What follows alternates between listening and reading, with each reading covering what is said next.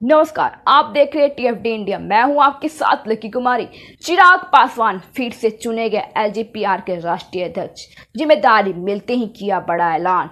रांची में आयोजित लोक जनशक्ति पार्टी की राष्ट्रीय कार्यकारी की बैठक में रविवार को केंद्रीय मंत्री चिराग पासवान को 5 साल के लिए फिर से पार्टी का अध्यक्ष चुना गया। इस पर चिराग पासवान ने कहा कि बैठक में सर्वसम्मति से यह फैसला लिया गया है कि पार्टी के बारे में चिराग ने क्या कहा है।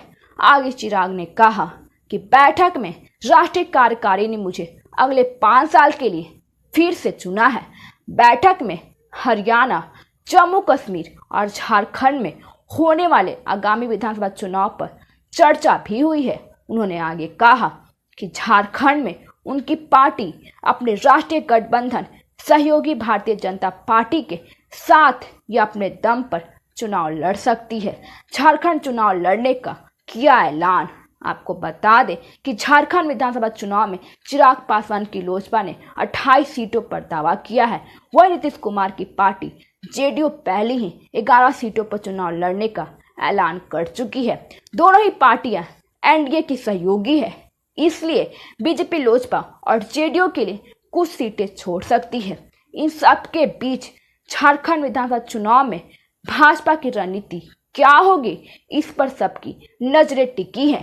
राज्य में कुल 81 विधानसभा सीटें हैं। चिराग पासवान की जातीय जनगणना पर एनडीए से अलग राय क्यों, जाने इसके पीछे की वजह। लोक जनशक्ति पार्टी के राष्ट्रीय अध्यक्ष चिराग पासवान ने हाल ही में जातीय जनगणना के मुद्दे पर अपनी स्थिति स्पष्ट की है। रांची में हुई उनकी पार्टी की बैठक में चिराग पासवान ने बताया कि उनकी पार्टी जातीय जनगणना का समर्थन करती है। इसके साथ ही उन्होंने कहा कि जातीय जनगणना से सरकार को यह जानकारी मिलती है कि किसी जाति की कितनी जनसंख्या है, जिससे योजनाएं बनाने समय जाति आधारित आंकड़े मददगार साबित होते हैं। चिराग ने खुलकर रखी अपनी बात। चिराग हमेशा से अपनी बात खुलकर कहते आए हैं, चाहे वो उनकी पार्टी के समर्थन में हो या फिर विरोध में हो। वे हमेशा से अपनी राय खुलकर रखते आए हैं। इस बार भी उन्होंने जातीय जनगणना पर खुलकर अपने विचार को रखा है। उन्होंने कहा कि जब सरकारी योजनाएं जातियों की भलाई के लिए बनाई जाती हैं, तो यह जरूरी है कि सरकार के पास सही आंकड़े हो। इससे यह सुनिश्चित किया जा सकता है कि योजनाओं का लाभ सही लोग तक पहुंचे।